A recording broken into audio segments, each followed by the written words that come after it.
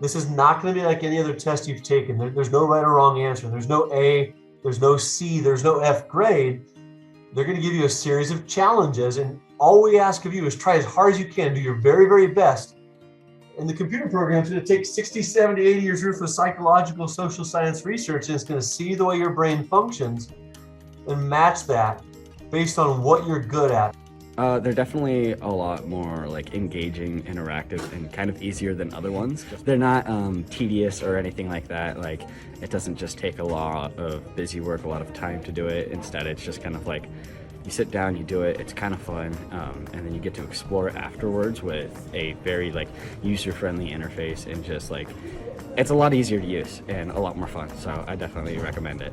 I think that you should try to enjoy it, and you shouldn't be scared of it. I know that seeing it at first could possibly be a little stressful, but once you realize that this is really testing your honest abilities to see what you're good at and isn't something you're being graded on, I think you can kind of let yourself go with it and have a little fun.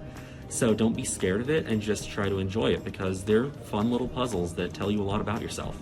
We're not just going to have you take the games at the middle school or the test at the high school and throw you out into cast you to the wolves. We're going to come back.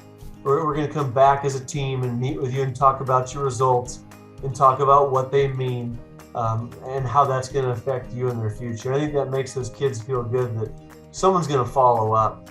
Some of the best success stories I could tell you from our senior sim, I'd say for half our seniors, they thought they knew they wanted to do with their life, and they looked at the results of that YouScience aptitude test and said, holy smokes, every career on here is exactly what I thought I wanted to do. How powerful is that?